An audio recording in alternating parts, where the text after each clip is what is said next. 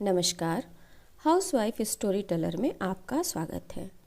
तो आज मैं आप लोगों के समक्ष प्रस्तुत हूँ एक नई कहानी लेकर। इस कहानी का नाम है मोहब्बत और इस कहानी के लेखक हैं रविंद्र कालिया जी। तो चलिए कहानी की शुरुआत करते हैं। कपिल चाय की चुस्कियाँ लेते हुए अखबार पढ़ रहा था। तभी गोपाल ने सूचना दी कि 2 महिलाएं मिलने आई हैं। कपिल टॉयलेट से फारिग होकर ही किसी आगंतुक से मिलना पसंद करता है। उसने खिन्न होते हुए कहा, इतनी सुबह? मुवक्किल होंगी। दफ्तर में श्रीवास्तव होगा, उससे मिलवा दो। वे आपसे ही मिलना चाहती हैं, शायद कहीं बाहर से आई हैं। अच्छा, ड्राइंग रूम में बैठाओ, अभी मैं आता हूँ। कपिल टॉयलेट में घुस गया। इत्मीनान से हाथ मुंह धोकर जब वह नीचे आया तो उसने देखा सोफे पर बैठी दोनों महिलाएं चाय पी रही थीं। एक 70 के आसपास होगी और दूसरी 50 के। एक का कोई बाल काला नहीं था और दूसरी का कोई बाल सफ़ेद नहीं था, मगर दोनों चश्मा पहने थीं। कपिल को आश्चर्य हुआ। कोई भी महिला उसे देखकर अभिवादन के लिए खड़ी नहीं हुई। बुजुर्ग महिला ने अपने पर्स से एक कागज निकाला और कपिल के हाथ में थमा दिया। यह खत आपने लिखा था? उसने कड़े स्वर में पूछा। कपिल ने कागज ले लिया और चश्मा लगाकर पढ़ने लगा। भावुकता और शेरो शायरी से भरा एक बचकाना मजमून था। उस कागज को पढ़ते हुए सहसा कपिल के चेहरे पर खिसियाहट भरी मुस्कान फैल गई। बोला, ये आपको कहाँ से मिल गया? बहुत पुराना खत है, 30 बरस पहले लिखा गया था। पहले मेरी बात का जवाब दीजिए, क्या यह खत आपने लिखा था? बुजुर्ग महिला ने उसी सख्त लहजे में पूछा। हैंड राइटिंग तो मेरी ही है, लगता है मैंने ही लिखा होगा। अजीब आदमी हैं आप, कितना कैजुअली ले रहे हैं इस बात को, बुजुर्ग महिला ने लगभग पत्र छीनते हुए कहा। कपिल ने दूसरी महिला की ओर देखा, जो अब तक निर्द्वंद बैठी थी, पत्थर की तरह। कपिल को यूं अस्त व्यस्त देखकर वह मुस्कुराई। उसके सफेद संगमरमरी दांत पल भर में सारी कहानी कह गए। अरे सरोज, तुम? कपिल जैसे उछल पड़ा। इतने वर्ष कहाँ थी? मैं विश्वास नहीं कर पा रहा हूँ, 30 साल बाद तुम अचानक मेरे यहाँ आ सकती हो। कहाँ गए बीच के साल? कहो, कैसे हो? कैसे बीते इतने साल? तुम तो ऐसे कह रही हो जैसे साल नहीं कुछ घंटे बीते हों। 30 साल एक उम्र होती है। मैंने तो सपने में भी नहीं सोचा था कि तुमसे इस जिंदगी में कभी भेंट होगी। क्या अगले जन्म में मिलने की सोच रहे थे? यही समझ लो।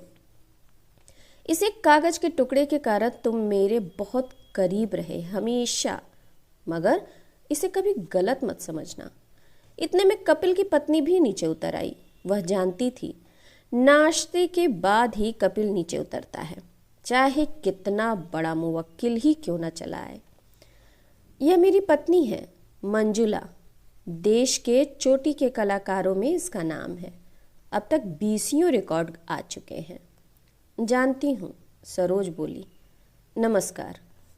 नमस्कार, मंजुला ने कहा और कुछ देर बाद एक्सक्यूज़ मी कहकर दोबारा सीढ़ियाँ चढ़ गई। उसने सोचा कोई नई मुवक्किल आई है। मंजुला की उदासीनता का कोई असर दोनों महिलाओं पर नहीं हुआ। बच्चे कितने बड़े हो गए हैं? सरोज ने पूछा। उसी उम्र में है जिसमें मैंने यह खत लिखा था। शादी हो गई या अभी खत ही लिख रहे हैं? सरोज ने ठहाका लगाया। कपिल ने साथ दिया। बड़े की शादी हो चुकी है, दूसरे के लिए लड़की की तलाश है। क्या करते हैं? बुजुर्ग महिला ने पूछा। बड़ा बेटा जिलाधिकारी है बहराइच में और छोटा मेरे साथ वकालत कर रहा है, मगर वह अभी कंपटीशन में बैठता चाहता है। सरोज की मांग में सिंदूर का हल्का सा स्पर्श देखकर कपिल ने पूछा, तुम्हारे बच्चे कितने बड़े हैं? 2 बेटियां हैं, एक डॉक्टर है और दूसरी डॉक्टरी पढ़ रही है। किसी डॉक्टर से शादी हो गई थी क्या? कपिल ने पूछा। बड़े होशियार हो, सरोज ने संक्षिप्त सा उत्तर दिया। तुम भी कम होशियार नहीं थी, कपिल ने कहा। कपिल के दिमाग में वह दृश्य कौंध गया जब कक्षा की पिकनिक के दौरान नौका विहार करते हुए सरोज ने एक फिल्मी गीत सुनाया था। हमसे आया ना गया, तुमसे बुलाया ना गया। तुमने इनका परिचय नहीं दिया? कपिल ने बुजुर्ग महिला की ओर संकेत करते हुए पूछा। इन्हें नहीं जानते, मेरी माँ हैं। कपिल ने हाथ जोड़कर अभिवादन किया। अभी सिगरेट पीते हो? पहले की तरह नहीं, कभी कभी। सरोज ने विदेशी सिगरेट का पैकेट और एक लाइटर उसे भेंट किया। तुम्हारे लिए खरीदा था यह लाइटर, कोई 10 साल पहले। इस बार भारत आई तो लेती आई। क्या विदेश में रहती हो? कपिल ने लाइटर को उलट पुलट कर देखते हुए पूछा। हाँ, मॉन्ट्रियल में। मेरे पति भी तुम्हारे ही पेशे में हैं। कनाडा के लीडिंग लॉयर? सरोज की माँ ने जोड़ा। लगता है तुम्हारी जिंदगी में वकील ही लिखा था। कपिल के मुंह से बेसाख्ता निकल गया। सरोज ने अपने पति की तस्वीर दिखाई। एक खूबसूरत शख्स की तस्वीर थी। चेहरे से लगता था कि कोई वकील है या न्यायमूर्ति। कपिल भी कम सुदर्शन नहीं था, मगर उसे लगा वह उसके पति से 19 ही है। उसने फोटो लौटाते हुए पूछा, तुम्हारे पति भी आए हैं? नहीं, उन्हें फुर्सत कहाँ, सरोज बोली। बाल की खाल उतारने लगो। इससे पहले यह बताना जरूरी है कि मैं उनके साथ बहुत खुश हूँ। I am happily married. तभी कपिल का पोता आंखें मलते हुआ नमूदार हुआ और सीधा उसकी गोद में आ बैठा। मेरा पोता है, आजकल बहू आई हुई है, कपिल ने बताया। बहुत प्यारा बच्चा है। क्या नाम है? बंटू। बंटू ने नाम बताकर अपना चेहरा छिपा लिया। बंटू बेटे, हमारे पास आओ। चॉकलेट लोगे? लेंगे, उसने कहा और चॉकलेट का पैकेट मिलते ही अपनी माँ को दिखाने दौड़ गया। कोर्ट कब जाते हो? सरोज ने पूछा। तुम इतने साल बाद मिली हो, आज नहीं जाऊंगा। आज तुम्हारा कोर्ट मार्शल होगा। मैंने क्या गुनाह किया है? सरोज ने कहा। गुनाहों का देवता तो तुम ही पढ़ा करते थे, तुम ही जानो। अच्छा ये बताओ, जब मेरी दीदी की शादी हो रही थी तो तुम दूर खड़े रो क्यों रहे थे? कपिल सहसा इस हमले के लिए तैयार न था। वह अचकचा कर रह गया। अरे, कहाँ से कुरेद लाई हो इतनी सारी सूचनाएं, और वह भी इतने वर्षों बाद? तुम्हारी स्मृति की दाद देता हूँ। 30 साल पहले की घटना ऐसे बयां कर रही हो जैसे कल की बात हो। यह याद करके आज भी गुदगुदी हो जाती है कि तुम रोते हुए कह रहे थे कि एक दिन सरोज की भी डोली उठ जाएगी और तुम हाथ मलते रह जाओगे। अच्छा ये बताओ, तुम कहाँ थे जब मेरी डोली उठी थी? कम ऑन सरोज, कपिल सिर्फ इतना कह पाया। मगर ये सच था कि सरोज की दीदी की शादी में वह जी भर कर रोया था। ये बताओ बेटे कि सरोज को इतना ही चाहते थे तो कभी बताया क्यों नहीं उसे? सरोज की माँ ने चुटकी ली। खत लिखा तो था, कपिल ने ठहाका लगाया। इसने जवाब ही नहीं दिया। खत तो इसने उसी दिन मेरे हवाले कर दिया था, सरोज की माँ ने बताया। जब तक रिश्ता तय नहीं हुआ था, बीच बीच में मुझसे मांग कर तुम्हारा खत पढ़ा करती थी। मेरे लिए बहुत स्पेशल यह खत था, जिंदगी का पहला और आखिरी प्रेम पत्र। शादी को इतने बरस हो गए, मेरे पति ने कभी पत्र नहीं लिखा।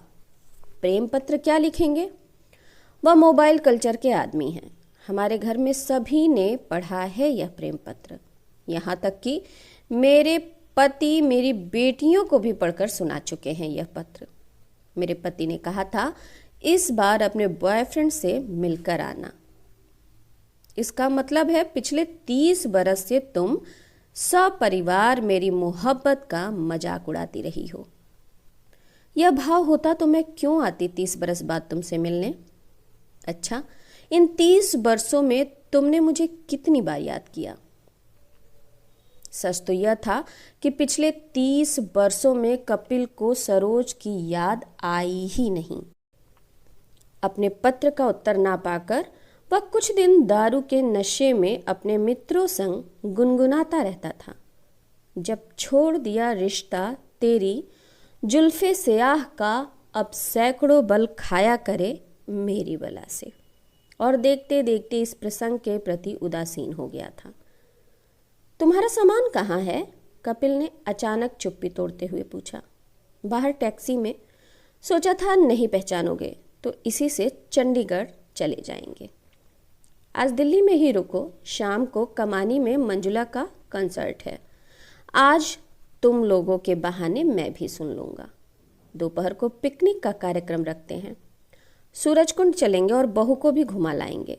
फिर मुझे तुम्हारी आवाज़ में वह भी तो सुनना है, हमसे आया ना गया, तुमसे बुलाया ना गया। याद है या भूल गई हो? सरोज मुस्कुराई।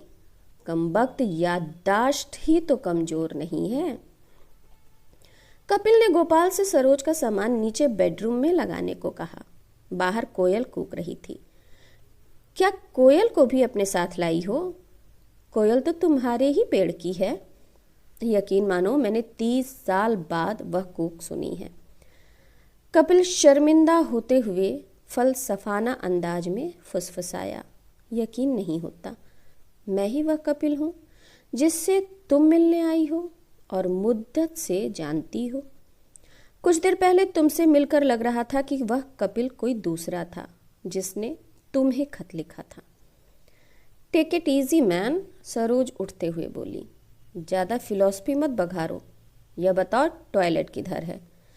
कोयल ने आसमान सिर पर उठा लिया था। तो ये कहानी यहीं समाप्त होती है। आप लोगों से विशेष अनुरोध कि मेरे चैनल को लाइक करिए, शेयर करिए और सब्सक्राइब करिए। नमस्ते।